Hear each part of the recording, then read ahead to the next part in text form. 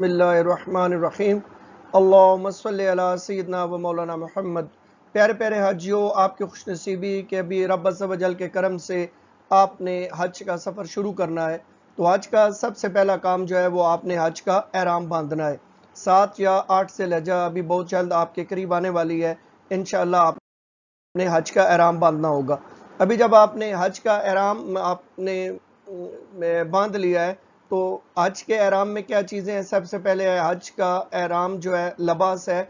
जब आपने लिबास पहन लिया है तो उसके बाद एहराम के 2 नफल होंगे, आपने 2 नफल पढ़ने होंगे और उसके बाद आपने नियत और लब्बाइक करनी होगी। इसके बाद आपके ऊपर एहराम की पाबंदी शुरू हो जाएंगी।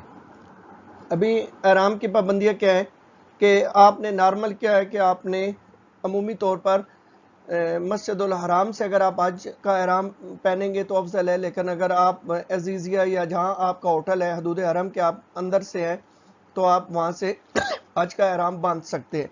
ठीक है। अभी हज का एहराम पहनने से पहले आपने क्या करनी है, आपने हज की नीयत करनी है। हज की नीयत किसी ज़बान में भी हो सकती है, चाहे तो अरबी में कर लें, उर्दू में कर लें। उर्दू में नीयत ऐसे होगी, ऐ अल्लाह अज़्ज़ व जल, मैं हज का इरादा करता हूँ, तू मेरे लिए से आसान फरमा और मुझसे कबूल फरमा और इसमें मेरी मदद कर और मेरे लिए इसमें बरकत दे। नीयत की मैंने हज की और अल्लाह के लिए इसका एहराम बांधा। अभी जब आपने नीयत कर लिया है तो उसके बाद आपने लब्बाइक पढ़नी है। कम अज़ कम 1 मरतबा लब्बाइक पढ़ना लाजमी है और 3 बार लब्बाइक पढ़ना अफजल है। लब्बाइक अल्लाहुम्मा लब्बाइक, लब्बाइक ला शरीक लक लब्बाइक, इन्नल हम्दा वन निअमता लक वल मुल्क ला शरीक लक। आप भी मेरे साथ पढ़िए। लब्बाइक पढ़ने के बाद अभी आपके ऊपर एहराम की पाबंदियां शुरू हो गई हैं। अभी आपने एहराम पहन लिया और आप मिना की तरफ रवां दवा हैं।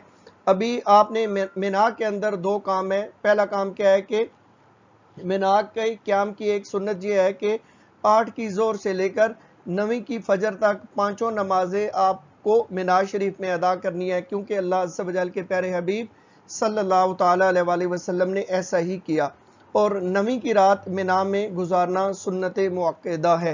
ये भी आपने काम कर लिया है। इसके बाद हज का जो अगला काम है, नहायत ही आम काम है, वो है वकूफ़ अरफा। याद रखिएगा, ये हज का रुकन आज़म है। जिसने ये काम कर लिया वो हाजी हो गया और जिसका वकूफ़ अरफा रह गया उसका हज ही नहीं हुआ। ये देखिए, ये मैदान अरफात है। आप खैमों में चले जाएंगे, आप अपने खैमों में क़याम करेंगे।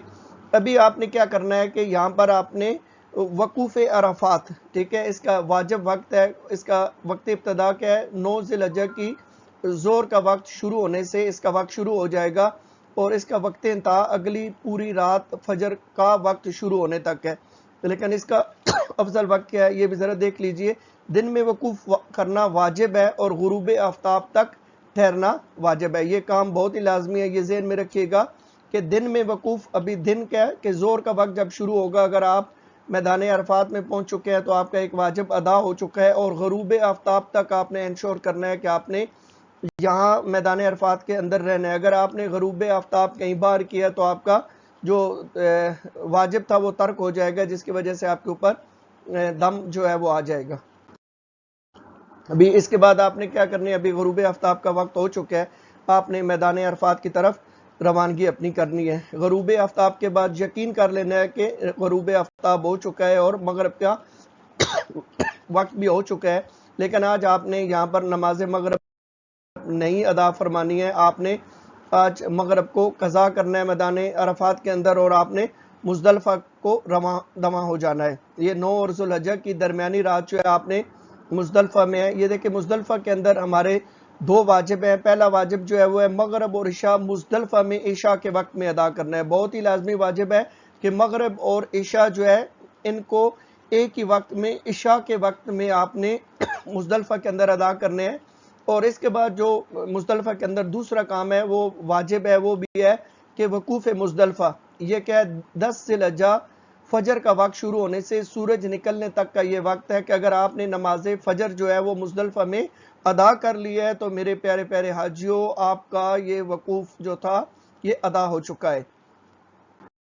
ये देखिए, आपने अभी नमाजें हमने कैसे पढ़नी है, ये है कि मगरब और इशा मुज़दलिफ़ा में इशा के वक्त में अदा करनी है। اس کا طریقہ کار بھی ذرا دیکھ لیجئے کہ ہم نے کیا کرنا ہے. سب سے پہلے ایک ہی اذان اور ایک ہی اقامت ہوگی. سب سے پہلے آپ مغرب کے 3 فرض پڑھیں گے, یہ دیکھیں. اس کے بعد آپ عشاء کے فرض پڑھیں گے. اس کے بعد آپ مغرب کی سنتیں نفل اور اوابین وغیرہ پڑھیں گے, اور اس کے بعد آپ عشاء کی سنتیں وطر اور نفل وغیرہ ادا کریں گے. ابھی ہم مزدلفہ میں پہنچ چکے ہیں. مزدلفہ میں ہم نے نمازیں ادا کر لی ہیں. اتنی بڑی برکتوں والی رات ہے کہ یہ مزدلفہ کی رات, کہ اس میں آپ کو رب عز و جل کے کرم سے حقوق العباد جو آپ سے مس ہو گئے تھے, جو آپ سے کسی کی حق تلفی ہو گئی تھی, آج رب عز و جل اپنے کرم سے یہاں پر معاف کر دے گا. میدان عرفات کے اندر حقوق اللہ معاف ہوئے تھے, اور آج ہی حقوق العباد سے بھی اس سے رب عز و جل نے اس پہ کرم فرما دی ہے. دونوں جماعتیں با جماعت پڑھنا سنت مؤکدہ ہے. اگر جماعت ممکن نہ ہو تو آپ اکیلے بھی نماز پڑھ سکتے ہیں. یہ دیکھیں ابھی یہ حاجی آرام فرما رہے ہیں, رات کو آپ بھی آرام فرما لیں, ٹھیک ہے. اور یہاں پر رات کا قیام جو ہے یہ سنت مؤکدہ ہے. رات کو آپ نے مزدلفہ میں ہی ٹھہرنا ہے. دیکھیں رو رو کے رب عز و جل سے مانگے, دعائیں کیجئے. یہ اللہ عز و جل کے پیارے لوگ عاشقان رسول جو ہے یہاں پر مزدلفہ کی رات ہے اور اپنے رب سے مانگ رہے ہیں. کوشش فرمائیں, اپنے رب کو راضی کیجئے. دنیا جہان کی جتنی دعائیں ہیں اپنے رب سے مانگے. اور یہ آج کی رات حاجی کے لیے شب قدر سے بھی افضل رات ہے, اور یہ آپ خوش نصیب ہے کہ آپ کو یہ رات مل چکی ہے. اس رات کا ایک اور بھی اہم کام جو ہے, وہ رات کو آپ کنکریاں چن لیں. شیطان کو مارنے کے لیے رمی کے لیے آپ نے کنکریاں چننی ہے, اور یہ 72 کنکریاں آپ نے چن لینی ہے, تاکہ جتنے بھی وہ دن ہیں آگے آپ کے جو رمی کے ایام ہیں اس میں آپ نے یہ کنکریاں استعمال کرنی ہے. اور کنکریاں کیسے ہونی چاہیے, دیکھیں گٹھلی کے سائز کے برابر ہو, بہت بڑی بھی نہیں لینی ہے اور بہت چھوٹی بھی نہیں لینی ہے. اس کا آپ نے خیال رکھنا ہے. جب آپ نے کنکریاں لے لی ہیں تو کوشش فرمائیں کہ ان کو 3 بار دھو کے آپ اپنی تھیلی میں ڈال لیجئے. یہ وقوف مزدلفہ ہے. جیسے ہی فجر کا وقت شروع ہوگا تو آپ کا وقوف مزدلفہ ہے, یہ حج کا واجب ہے, ٹھیک ہے. اور اس کا آپ نے خیال رکھنا ہے. اگر آپ نے نماز فجر مزدلفہ کے اندر آپ نے ادا فرما لی ہے تو آپ کا یہ واجب ادا ہو چکا ہے. ابھی یہ جیسے ہی نماز فجر کا جو وقت شروع ہونے سے سورج نکلنے تک جو کم از کم 1 لمحہ ہی مزدلفہ میں رہا, اس کا وقوف اس کا جو واجب تھا وہ ادا ہو چکا ہے. مذکورہ وقت میں وقوف مزدلفہ نہ کر سکا تو دم واجب ہو جائے گا.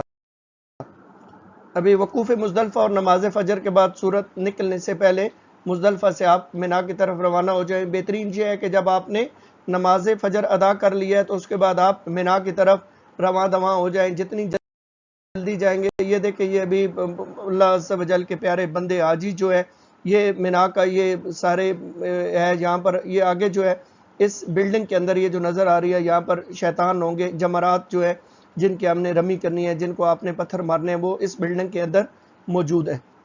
یہ 10 ذی الحجہ کا دن ہے, یہ جمرات ہے, رمی جہاں آپ نے کرنی ہے. یہ دیکھیں یہ مختلف یہ روٹس ہیں, کچھ لوگ یہ نیچے سے گراؤنڈ فلور پہ جا رہے ہیں, کچھ فرسٹ فلور پہ جائیں گے. یہ مختلف ایریاز میں آپ آ رہے ہیں. کوشش فرمائیں یہاں پر دھکم پیل نہ کریں, اپنی احتیاط کریں, کیونکہ دوسرے حاجیوں کا خیال رکھتے ہوئے یہ ابھی آپ آ گئے ہیں. یہ سامنے جو ہے یہ جو جگہ ہے یہ شیطان ہے, ٹھیک ہے, اس کا امیج ہے. ابھی آپ نے یہاں پر شیطان کی رمی کرنی ہے.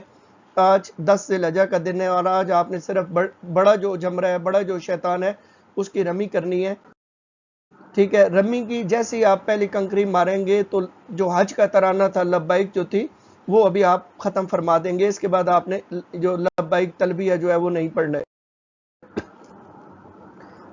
ابھی یہ بھی سن لیں کہ اس کا جو مکروہ وقت ہے, صبح صادق سے لے کر طلوع آفتاب تک اگر آپ نے 10 ذی الحجہ کو رمی کریں گے تو یہ اس کا مکروہ وقت ہے. سنت وقت کیا ہے کہ طلوع آفتاب سے لے کر ابتدائے ظہر تک یہ اس کا سنت وقت ہے, اور ابتدائے ظہر سے غروب آفتاب تک یہ جائز وقت ہے. کوشش کریں کہ اس وقت میں یہ سنت کے مطابق آپ اپنی رمی فرمائیں. اور مکروہ ہے غروب آفتاب سے صبح صادق تک مکروہ وقت ہے, اگر آپ رمی کریں گے ہو جائے گی, لیکن یہ اس کا مکروہ ہے. ذہن میں رکھیے گا کہ عورتوں نے اپنی رمی خود کرنی ہے.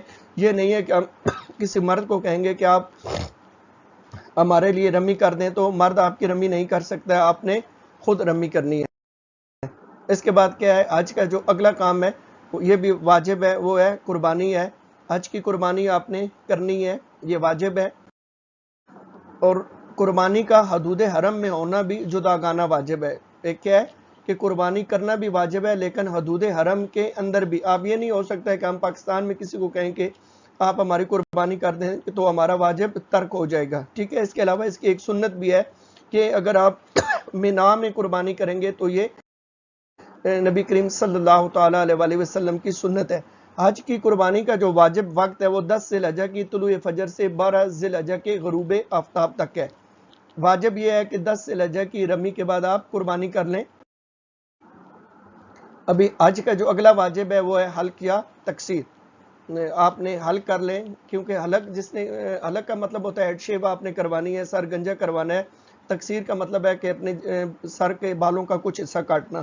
نبی کریم صلی اللہ تعالیٰ علیہ وسلم نے حجۃ الوداع کے موقع پر جن لوگوں نے حلق کروایا ان کے لیے 3 بار دعائے رحمت فرمائی ہے، تو انشاءاللہ ہم نے بھی حضور صلی اللہ تعالیٰ علیہ وسلم کی دعاؤں کا حصہ لینا ہے۔ ابھی یہ دیکھیں آپ کے 10 ذی الحجہ کے 3 جو ہیں یہ کام ہیں، 3 واجب ہیں۔ پہلا واجب جو ہے یہ رمی کرنا ہے، دوسرا واجب جو ہے یہ قربانی کرنا ہے، اور تیسرا جو آپ کا واجب ہے وہ آپ کا حلق یا تقصیر ہے۔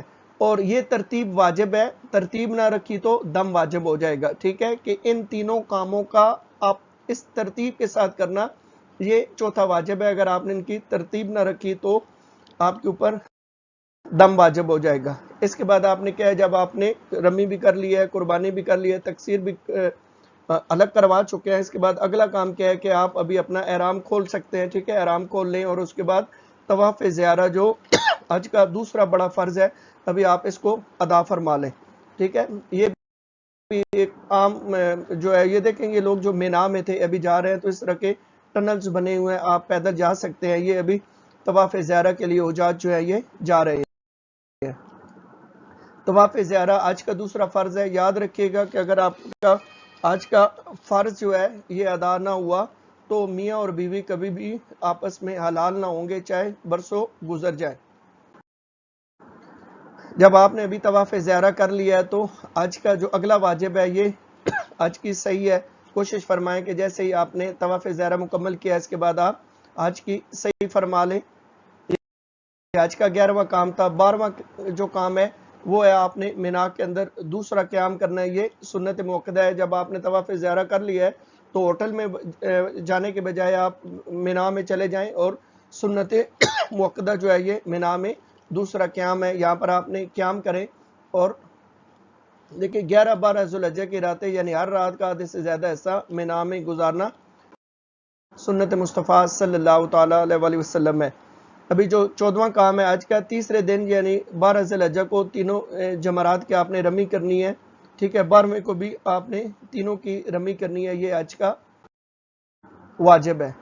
ان کا وقت کیا ہوگا کہ زور کا وقت شروع ہونے سے اگلی رات فجر کا وقت شروع ہونے تک، ٹھیک ہے۔ یہ جو 11-12 کی جو رمی ہے اس کا وقت جو ہے وہ زور سے شروع ہوگا اور اگلی رات فجر تک رہے گا، جبکہ جو ہماری 10 کی رمی تھی اس کا وقت کیا تھا، غروب جب طلوع آفتاب کے مکروہ وقت سے لے کر زور تک 10 کی رمی کا وقت تھا۔ 11 اور 12 جو ہے یہ زور کا وقت شروع ہونے سے اگلی رات فجر کے وقت شروع ہونے تک آپ کریں گے۔ بعد غروب رمی کرنا مکروہ ہے۔ ابتدائے وقت زور سے پہلے رمی بالکل نہیں ہوتی، اگر کر لے تو ادا نہ ہوگی، دوبارہ وقت میں نہ کرنے پر دم واجب ہوگا۔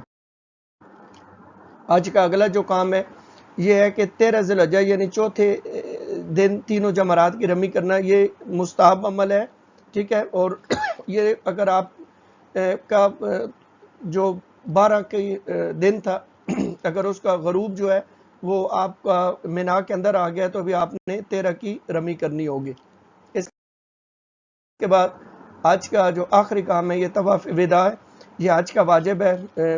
جب بھی ابھی آپ کو وقت ملے آپ یہاں پر ہیں، کوشش فرمائیں کہ جلدی جلدی یہ سارے کام پورے کریں۔ آپ کا حج مکمل ہو چکا ہے، ٹھیک ہے۔ اللہ عز و جل، یہ دیکھیں طواف زیارت کے بعد جو بھی طواف کرے وہ طواف وداع کہلائے گا۔ آپ کوئی بھی طواف کر لیں گے تو یہ آپ کا آج کا 16 کام مکمل ہو جائیں گے۔ اللہ عز و جل آپ کو دین و دنیا کی بھلائیاں عطا فرمائے۔ جب حج کر لیں تو ہمیں بھی یاد رکھیے گا۔ السلام علیکم ورحمۃ اللہ وبرکاتہ۔